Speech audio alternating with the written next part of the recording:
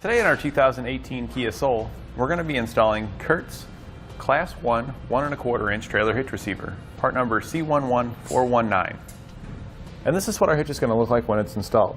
The cross tube is going to be hidden and tucked up back behind the bumper, so you're only going to be able to see the receiver sticking out the back.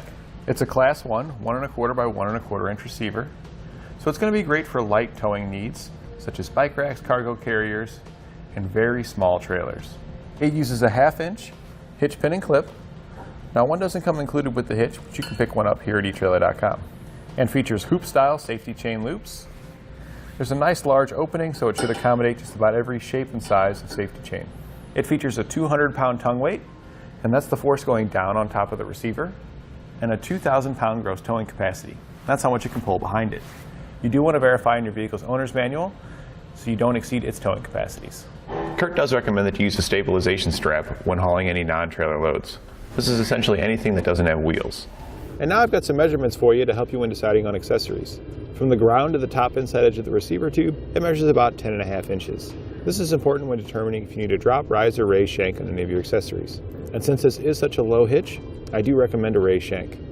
From the center of the hitch pin hole to the edge of the rear bumper, it measures about 6.5 inches. This is important when determining if any of your folding accessories can be placed in the upright storage position without contacting the bumper. We'll begin our installation at our rear wheel by removing the splash guard. You'll need to take out 3 screws located here on the inside using a Phillips head screwdriver. Now, it is a pretty tight fit, so you're going to need a short screwdriver, or you'll need to use a small ratchet with a Phillips head bit in it. You could also take the wheel off. There's 3 on each side. We'll need to remove all 6 of those. We'll then need to remove 2 push pins on each side. There is one located up in the wheel well here. You use a flat-bladed screwdriver to pop out the center, and then you can just pull that push pin out. The other push pin is located down below on the bottom of the splash shield.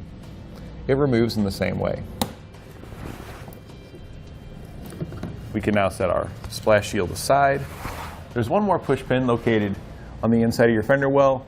It doesn't have to come out, but it'll make the install easier, give you a little more clearance, so I'm going to go ahead and take it out as well, as it's only one push pin, so it'll be worth the little extra effort. And gently peel back our inner fender liner. We'll now need to lower our exhaust down. There's one rubber hanger located on the passenger side. We're going to spray some spray lubricant on it. That'll make it come off a little bit easier. And then use a pry bar to just pop the rubber isolator off of the muffler. And that'll lower it down out of the way. We'll then clean out our weld nuts. There's going to be 1 underneath on each side and 2 on the sides on each side.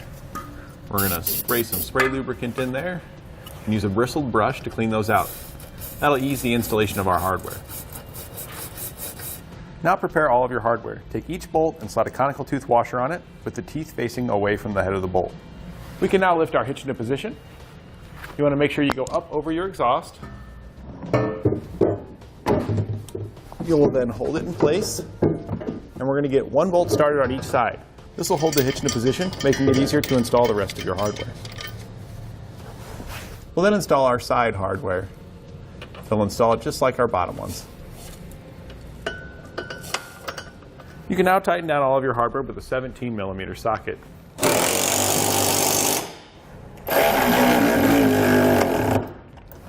Then torque all of your hardware to the specifications found in your instructions.